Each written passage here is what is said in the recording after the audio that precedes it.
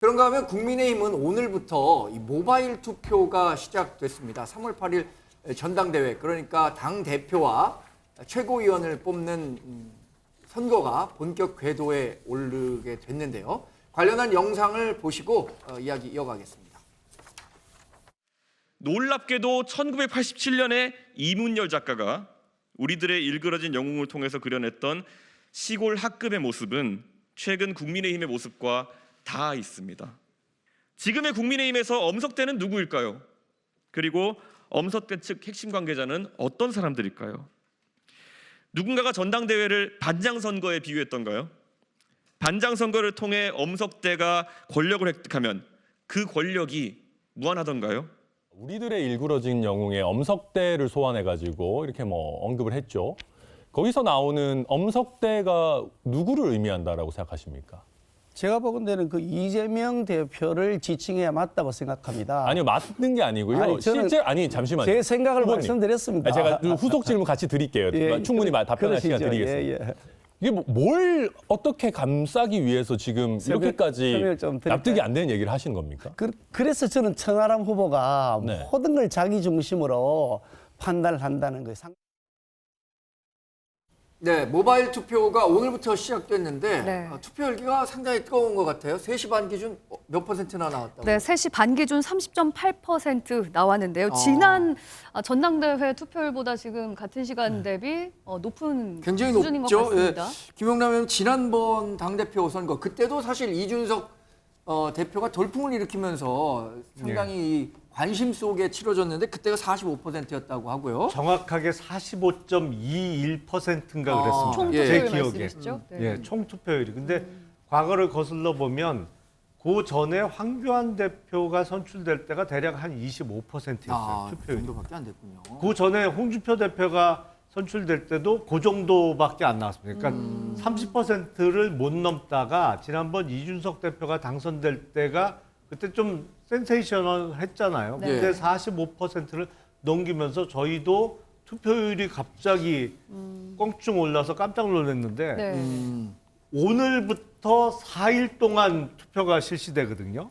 오늘과 내일은 모바일 투표, 그리고 모바일 투표를 안 하신 당원들을 위해서는 ARS 방식으로 이제 전화가 걸려와서 투표하는 방식으로 4일 동안 투표가 실시되는데 첫날 오늘 5시까지 투표입니다만 3시 반 기준으로 지금 30%를 넘겼어요. 이제 30분 정도 남았네요. 이거는 그러니까 네. 직접 자기가 직접 가갖고 뽑아야 되는 거 아닙니까? ARS는 오는 전화를 이제 아니 수동적으로 이것도 이제 받고요? 문자가 옵니다. 투표하라고 네. 문자가 오면 그 문자를 클릭해서 들어가서 보안 문자, 보안 숫자 입력하고 네네. 자기 인증하고 이렇게 투표하는 건데요. 이렇게 되면 최종 투표율이 50%를 뛰어넘을 것 같아요. 네네. 이렇게 되면 변동성이 훨씬 커집니다. 아니, 근데 변동성이 커질까요? 왜냐하면 우리가 확률을 얘기할 때는 대수의 법칙이라고 해서 주사위 몇 번 던지면은 이변이 많이 발생하지만 여러 번 던지면 6분의 1로 수렴하는데 그럼 모수가 커지면 글쎄요. 근데 역대 전당대회를 보면 투표율이 30%를 밑돌 때는 소위 조직력을 네, 그렇죠. 많이 갖춘 후보들이 무난하게 1등으로 그냥 끝나요. 근데 네. 지난번 그 전당대회 때 이준석 대표가 당선될 때 투표율이 거의 2배 뛰었잖아요. 네. 25% 정도 나오던 투표율이 45%를 넘겼으니까요. 그러니까 그때 30대 당대표가 당선되는 파란이 일었는데 지금 그 사이에 국민의힘 책임당원이 30만 명이 안 되던 책임당원이 지금 80만 명이 네. 넘습니다. 네. 책임당원이 거의 2배 반 이상 는 상태에서 투표율이 50%를 넘는다? 그러면 기존의 투표 성향과는 전혀 다른 유권자들이 대거 투표에 참여한 거예요. 예측이 더 어려워지겠네요. 되게 단순히 못하겠어요, 저는.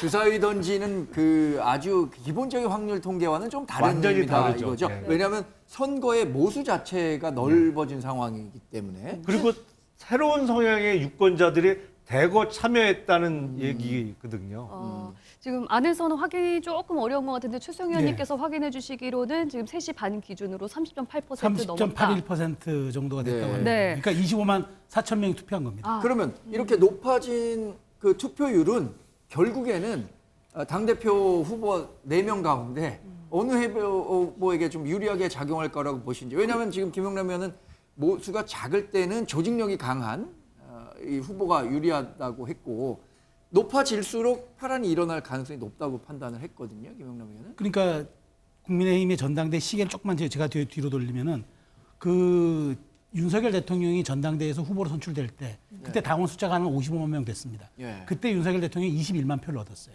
근데 지금 그 이후에 입당한 사람이 30만 명 가까이 늘어났습니다.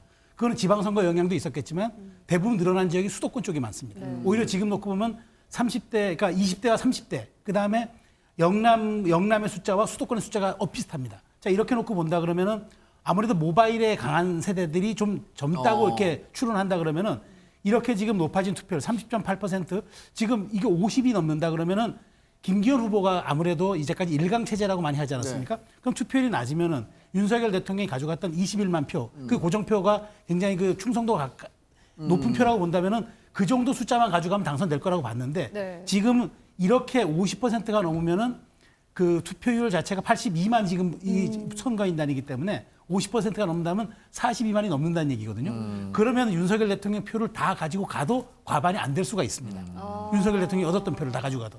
이렇게 놓고 본다면 변동성이 매우 큰다고 말씀하셨는데 이렇게 되면은 상대적으로 비윤이나 반윤의 지지를 받고 있다고 얘기할 수 있는 안철수 후보나 천하람 후보 쪽으로 이 변동성이 수혜자가 될 가능성이 좀 높고 그다음에 물론 ARS가 얼마만큼 뒷받쳐 주느냐 이제 여부가 남았겠지만 그럼에도 불구하고 지금 하루가 지나지 않는 상태에서 투표율이 30% 갔다는 거는 무엇인가가 이 선거판에 없었던 잠잠했던 이슈에 뭔가 불을 질렀고 여기가 반응을 하고 있다. 이렇게 보시면 될 것 같습니다. 네, 또 업데이트가 된 것 같은데요. 지금 조금 전에 나온 것 같습니다. 4시 30분 기준으로는 34.8%의 투표율을 기록하고 있는 것으로 지금 집계되고 있습니다. 차재훈 교수님께서 전망하시자면 지금 이렇게 투표율 많이 나오고 있는 이유, 물론 당원도 지금 역대급으로 많아졌고 또 100% 당원 투표로 이루어지고 뭐 예측할 수 없는 변수들도 꽤 많은 것 같습니다. 지금 어느 후보에게 가장 유리하게 흘러갈 거라고 보시는지? 뭐 일단 지금 투표율이 상당히 높은 것 자체가요. 저는 제가 생각했을 때는 아마 전 국민의힘 전당대회를 둘러싼 정치적 뉴스들이 엄청 뜨거웠잖아요. 뭐 그리고 사실은 확실하게 컨벤션 효과는 있는 것 같아요. 컨벤션 네. 효과는 분명히 네. 있죠. 분명히 있는데 문제는 그 컨벤션 효과가 상당히 주류에게 긍정적으로 작용하기보다는 약간은 좀 부정적으로 작용하고 있는 것이 아닐까라는 생각이 든다는 주류에게 것이죠. 부정적이다. 예, 그러니까 만약에 어느 한쪽으로 일방적으로 그러니까 지금 흐름이 흘렸다고 한다면 네. 상대적으로 상당히 그럼에도 컨벤션 효과에도 불구하고 관심이 떨어질 수밖에 없는데 여러 가지 변수들이 많이 생기니까 네. 그러니까 예를 들면 그 중에서 중요한 변수가 그거겠죠. 예를 들면 그러니까 나경원 전 의원이 낙마하면서 안철수 후보가 상당히 대안으로 됐고, 근데 안철수 후보가 또 용산을 공격에 받으면서 주춤할 때, 네. 그걸 또 이 천하람. 텀새를 뚫고 놓은 것이 후보가 천하람 후보잖아요. 천하람 후보가 40대 패기, 이를 갖고 30대 패기를 갖고 소위 말하는 천하용인이라고 또 이 젊은 후보군들로 스크럼을 짜서 네. 소위 말해서 개혁 보수의 그런 가치를 갖고 지금 캠페인을 벌임으로써 네. 이 지금 상당히 많은 당원들이 늘어난 수 중에 수도권도 있지만 네. 2030도 상당히 많이 늘었거든요. 그런 젊은 층들의 그런 이 뭐랄까 투표 참여 욕구가 커졌다고 한다면 사실은 어떻게 보면 주류가 밀고 있는 김기현 후보한테는 상당히 어떻게 보면 상대적으로 약간은 좀 부정적인 영향이 미칠 수 있다. 제 그러면은- 생각에는 50%를 투표를 넘어가게 되면 네. 저는 무조건 결선 투표는 있다. 그렇죠. 그리고 하기가 쉽지 않죠. 55%를 넘어갈 경우에는 과연 그럼 결선 투표에 올라갈 2등의 후보는 그럼 안철수냐 천하람이냐 이 부분도 상당히 지켜볼 필요가 있다는 생각도 듭니다. 그러니까 지금 말씀하신 걸 종합해 보면은 투표율이 높아질수록 천하람 후보의 득표율이 높아질 가능성이 크다 이렇게 높은데 예상하시는 문제는 55%를 넘어가느냐 안 넘어가느냐에 따라서 그렇다면 그 투표를 높아지는 부분에 이익을 안철수 후보가 갖고 갈 가능성도 있는데 네. 저는 뭐 그렇게는 봅니다만 과연 그렇게 될지는 네. 지켜봐야 될 것 같아요. 사실 이렇게 참여형 당원 참여형 경선 뭐 이런 당 대표 대회 뭐 이런 것들은 진보 정당 그러니까 민주당이나 뭐 정의당의 이런 아주 강성 지지층들이 높았던 정당에서는 자주 볼 수 있는 일이지만 이 보수 정당, 국민의힘과 그 전신이었던 정당들에서는 이런 정도의 열기를 보였던 전당대회가 없었던 것 같은데 어떤 측면이 요인이 됐다고 보세요? 이렇게 흥행을 한. 좀 미안한 얘기입니다만 이 흥행을 가져온 건 용산 대통령실이 여러 영향을 미쳤죠. 왜냐하면 처음부터 너무 흥행에 이제 성공했다는 건 뭐 근데 대통령실도 흥행을 한번 성공시켜 제가 일전에 말씀드린 것 같은데 막장 드라마는 요가면서 봅니다. 그래서 이게 꼭 좋은 드라마냐 이건 한번 끝까지 봐야 될 것 같아요. 왜냐하면 저는 후폭풍이 클 거라고 보는데 근데 진짜로 한 25% 하던 투표율이 이준석 전 대표 될 때는 대단했죠. 정말 큰 파란을 일으켰는데 이 수치 45%를 넘는다면은 저는 뭐 결선 가는 거는 당연한 거고 네. 그 사이에 또 무슨 변화가 생길 수도 있겠다. 왜냐하면 그 정도 투표율 나오면 이른바 조직표는 그 단계를 넘어서거든요. 네네. 뭐 실제로 정말 당원들의 당심이 개입되는 자발적인 그런 상황까지 올 거라고 보고요. 저는 이제 좀 전에 이제 후폭풍 얘기를 드린 게 뭐냐면 좀 전에 이제 우리 화두를 끌고 올 때 영상에 봤을 때 이준석 대표가 이렇게 거론한 인물이 하나 있어요. 소설적 인물이지만 네. 엄석대를 했는데 소설 우리들의 일그러진 그렇죠. 영웅에 저도 뭐 나오는 다 우리도 네. 봤지 않습니까? 네. 소설을 봤는데 그 엄석대를 거론할 정도면 아 이거 좀 심각해질 수 있겠구나 더. 그리고 김기현 당대표는 저러면 표 떨어집니다. 당원들이 안 찍어요. 저 영상 보고. 아니 엄석대가 누구냐고 물었는데 이재명 대표라고 하면 저거 누가 저거를 제대로 된 답변을 듣겠습니까? 엄석대 측 핵심 관계자라는 표현까지 썼는데 이준석 대표가. 그래서 이런 표현들 쓰고 또 홍준표 시장이 거기에 대해서 아주 발끈해가지고 이준석 대표를 공격한 거 보면은 이 당대표 선거가 뭐 1차는 안 끝나고 2차를 가던 그 후에 네. 김기현 당대표가 되든 아니면 다른 분이 되든 국민의힘의 그 내용이랄까요? 이거는 당분간에 수습되기는 어렵지 않겠나 네. 이런 생각이 좀 듭니다. 과연 어느 후보의 지지층이 지금 똘똘 뭉치고 있을지 굉장히 궁금한데 마지막 TV 토론에서까지 김기현 후보의 그 KTX 울산 의혹과 관련해서 공방이 굉장히 뜨겁지 않았습니까? 이게 오히려 반대의 결속을 했을지 아니면은 오히려 이게 이 의혹으로 김기현 후보에 대한 지지층이 더 결속을 했다 이런 분석들도 있거든요. 어떻게 그렇죠. 봐야 그러니까 될까요? 뭐 김기현 후보를 응원하는 당원들이 위기 의식을 갖게 되면서 더 적극적으로 투표에 참여했다고 볼 수도 있을 것 같고요. 네. 근데 지금 전통적으로는 국민의힘 당원 구조를 보면 대구 경북 지역이 가장 많았었습니다. 네, 네. 그렇죠. 근데 지금 구조를 보면 그게 역전이 됐어요. 네. 수도권이 훨씬 많습니다. 그리고 비슷한 연령 수준이죠. 훨씬은 아니고 40%, 40%? 아니요. 나머지가 한 20% 정도. 제 기억에 수도권이 조금 TK 많습니다. 지역보다 예, 조금 5% 정도 많아요. 그러니까 과거에는 TK 지역이 월등히 많았거든요. 그렇죠. 당원 숫자가. 근데 지금은 수도권이 더 많아졌고 그리고 연령대가 많이 젊어졌어요. 그러니까 20대부터 40대 사이의 당원이 네. 어마어마하게 많이 늘었습니다. 그러니까 지금 이준석 전 대표가 85년생인데 네. 우리들의 일그러진 영웅이 이게 87년에 나온 소설이잖아요. 네. 2살 때 봤을 리는 없을 것 다 같고 뭐 학교 다닐 때 언제 읽었던 봤을까요 이 책들이니까. 소설을? 아. 그런 의문도 듭니다만 네.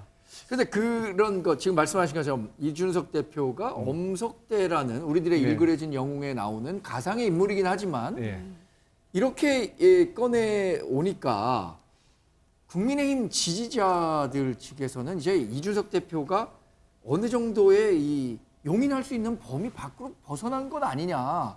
물론 그 전에도 그런 생각하는 사람들은 있겠지만 이런 것들이 앞으로 이준석 전 대표가 정치를 하는 데 있어서 얼마나 도움이 될 수 있을지 이런 것들도 한번 새겨볼 만한 대목일 그러니까 것 같아요.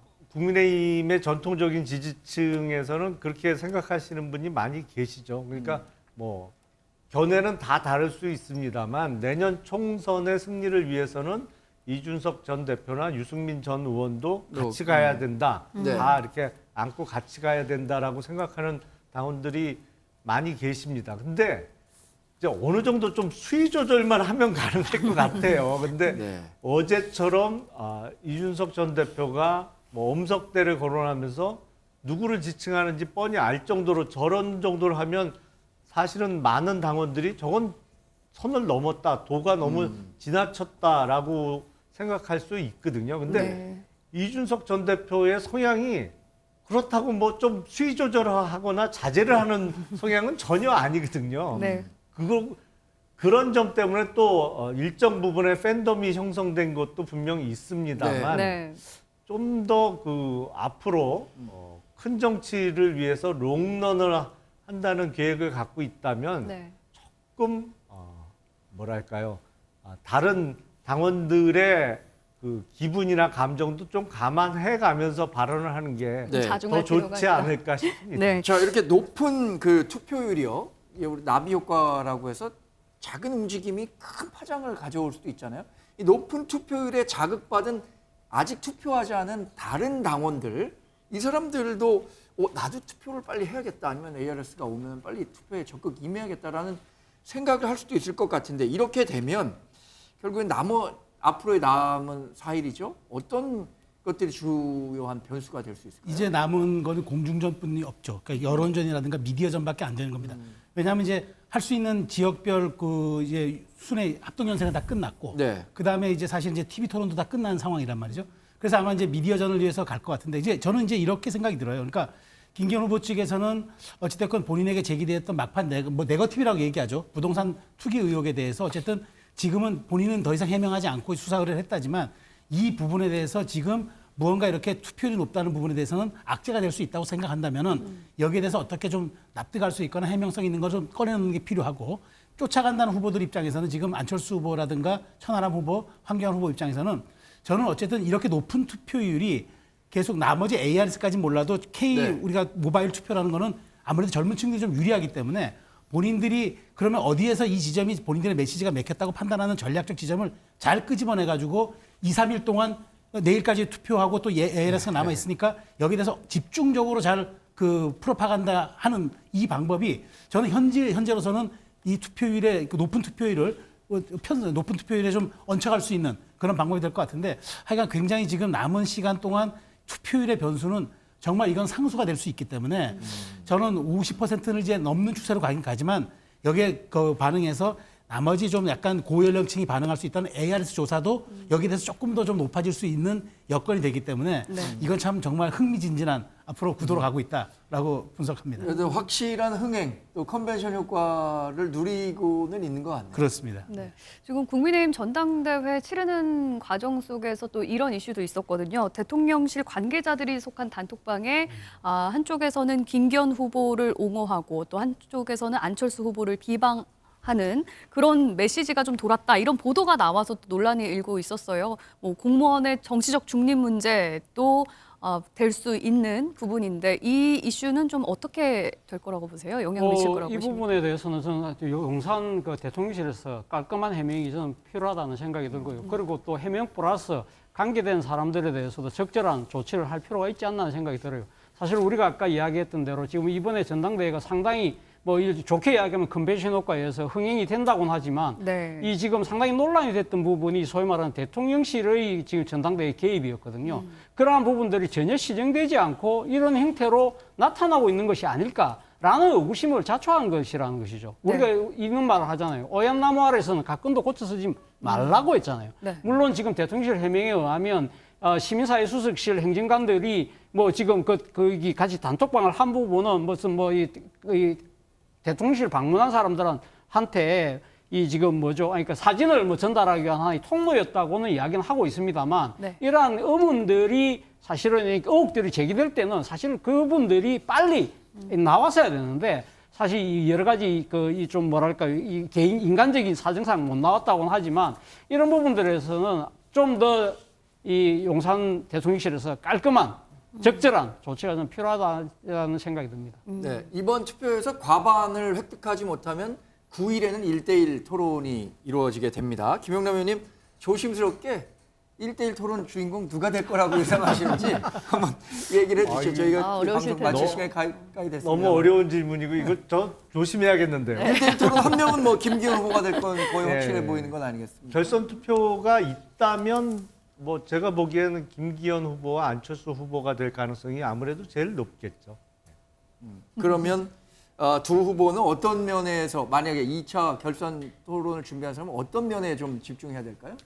우선은 이번 전당대회 그 캠페인 기간 중에 가장 그 관심이 집중됐던 것은 뭐니 해도 김기현 후보의 울산 땅 문제입니다. 그래서 김기현 후보는 이걸 보다 디테일하게 적극적으로 해명을 해야 될 것이고 안철수 후보는 선거 막판에 이제 대통령실의 불공정성에 대해서 언급을 했어요. 그래서 2월 9일 날 만약에 결선 투표를 앞둔 1대1 토론이 있다면 안철수 후보가 이 문제에 대해서 보다 명확한 입장을 밝혀야 되지 않을까 싶습니다. 네, 알겠습니다. 과연 3월 8일에 결론이 날지, 결선까지 해서 12일에 결론이 날지 또 지켜봐야 될 것 같습니다.